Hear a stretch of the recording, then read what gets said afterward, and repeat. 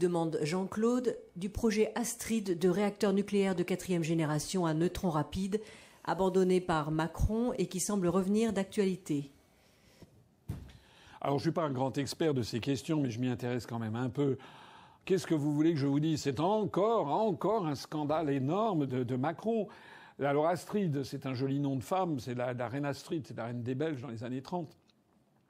Ça veut dire, il y a dans le S, c'est pour sodium, je crois, c'est un truc au sodium, c'est un truc de 4e génération. Bon, moi, on me demande un peu beaucoup. Enfin, si j'ai bien compris quelque chose, c'est que c'était un projet visant à utiliser de l'uranium 238 alors que les réacteurs à eau pressurisée actuels doivent utiliser de l'uranium 235. Or, l'uranium 235 représente à peu près 0,7% de la production d'uranium sur Terre, alors que l'uranium 238, c'est 99,3%. De telle sorte que, si on arrivait à avoir des réacteurs qui consomment de l'uranium 238, eh bien, ça serait beaucoup plus facile d'organiser d'avoir on aurait pour des milliers d'années de réserves d'uranium. Et accessoirement, si j'ai bien compris aussi les bienfaits attendus de ce genre d'invention, on pourrait détruire beaucoup plus de déchets radioactifs. Donc ce serait un pas formidable en avant pour s'assurer sur très très longue période des approvisionnements et par ailleurs pour détruire un certain nombre de déchets radioactifs. Donc c'est évidemment extrêmement intéressant. Sauf qu'il s'est passé quelque chose, c'est que vous avez M. Macron, le Mozart de la finance, le Beethoven de la diplomatie, le Richard Strauss de l'électronucléaire, le Prokofiev de l'agriculture, qui nous a gratifié de ses pensées. Donc à peine était-il arrivé à l'Élysée que la première chose qu'il a faite, je le disais tout à l'heure, c'est de sabrer dans les dépenses du ministère de la Défense, au point d'ailleurs d'obliger le chef d'état-major des armées, le général De Villiers, de s'en aller. Il avait été désavoué, donc alors que l'armée était déjà totalement sous-effectif, sous-équipée, etc., Macron l'avait encore enfoncé. C'était d'ailleurs une pulsion de destruction qu'il a, puisqu'on sait que quelques années auparavant, dans la commission Attali, il avait quand même proposé, c'est une espèce de morveux, il avait 30 ans ou 32 ans, je sais pas quoi, c'est une espèce de morveux n'ayant aucune connaissance, un Bardella, quoi. Il a proposé comme ça d'en finir avec la force de frappe, en disant ça coûtait 4 à 6 milliards d'euros, c'était pas raisonnable. C'est ça qu'on veut mettre à l'Élysée.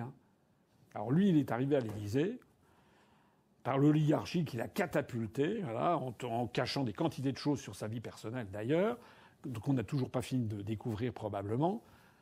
Et M. Macron donc nous a gratifié donc de flinguer l'armée française. Maintenant, il vient nous expliquer qu'il faut augmenter le budget de l'armée. Et puis en 2019, donc 2 ans après, il a flingué le projet Astrid.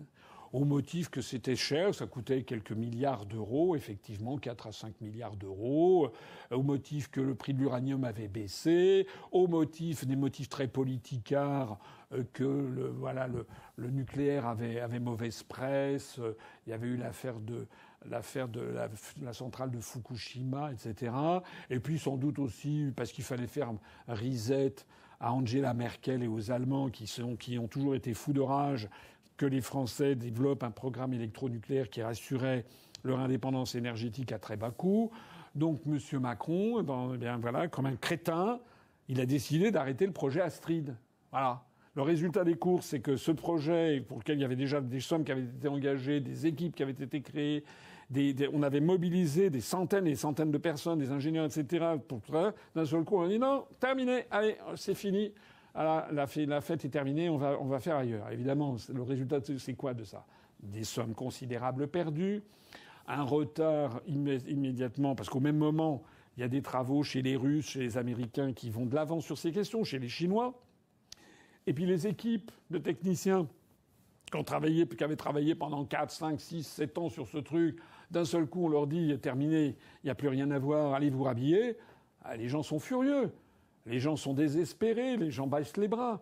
Voilà. Et c'est vrai dans ce domaine, comme dans le domaine de l'industrie, actuellement dans l'automobile par exemple, comme dans le domaine de l'agriculture, comme dans le domaine du climat bientôt. Tiens, j'ai appris là, juste avant qu'on entre là, j'ai appris qu'il y a une usine qui s'appelait Insect, avec un Y, INSECT, qui cultivait, je crois, des scarabées ou des vers de terre, c'est-à-dire pour la bouffe, hein, qui s'était créée dans la Somme. Alors c'était, paraît-il, vous savez, le truc de demain, c'était encore un des grands projets à la Macron. Voilà. On nous avait dit que le fin du fin, il fallait arrêter de manger de la viande, il allait falloir manger, déguster des scarabées, des blattes, des cafards, etc., des vers de terre, que c'était vraiment le fin du fin. L'Europe s'y est mise, etc. Ben, on a appris, ben, ça y est, cette société qui a été créée en 2021, une usine terminée, elle est en faillite.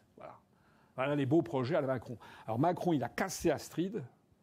Et bien maintenant, on se rend compte que le nucléaire est fondamental. On se rend compte que toute l'industrie française est en train d'être torpillée à cause du prix de l'énergie beaucoup trop cher, parce que Macron, par ailleurs, a accepté le marché de l'électricité. Il a accepté que l'énergie française, qui était produite, je sais plus, à 80% par du nucléaire, dépende du prix du gaz, ce qui est complètement dingue. Tout ça parce que pour faire plaisir aux Allemands. Et donc, du coup, on a les prix de l'énergie qui a flambé, comme vous le savez, et avec les résultats, le désastre que c'est. Alors maintenant, Macron, il est là, toujours en train de pavaner, comme si c'était quelqu'un qui comprenait quoi. Il ne comprend rien, c'est un crétin. On nous l'a vendu comme quelqu'un d'extrêmement intelligent. Je sais qu'à l'inspection des finances, c'est quelqu'un qui était considéré comme un baratineur de mauvais aloi. C'est ça la réalité de la chose. Et on nous l'a présenté comme le génie du siècle. Voilà. Merci les médias. Il faut que les Français, encore une fois, arrêtent de regarder la télévision. Si après avoir eu 10 ans de Macron, on embraye vous voulez embrayer sur 10 ans de Bardella ou sur 10 ans comment s'appelle-t-il, Édouard Philippe, il n'y a plus qu'à tirer l'échelle. Hein. Ça veut dire que le peuple français veut suicider la France, en fait. Ça n'existe nulle part ailleurs au monde. Des peuples, regardez ce qui se passe en Inde, en Roumanie, aux États-Unis, en Slovaquie, etc. Les peuples se ressaisissent quand même. Alors voilà, Macron, d'un seul coup, nous a dit, voilà, en fait, il faut relancer Astrid. Alors le problème, c'est qu'il faut recommencer. C'est comme un paquebot que vous avez complètement arrêté. Le pilote est parti à la retraite. Les matelots ont été embauchés sur d'autres compagnies transatlantiques. Il manque la moitié des calots de sauvetage. L'eau est entrée dans un certain nombre de trucs. Ça a rouillé de partout. D'un seul coup, il faut relancer le truc. Alors, évidemment, avec des coûts. Et puis on a pris 5 ans de retard ou 6 ans de retard par rapport à la concurrence. Voilà la belle affaire de Macron. Et ce qui vraiment m'attriste à un point, c'est quand je vois des Français qui croient que Macron se bat pour la France.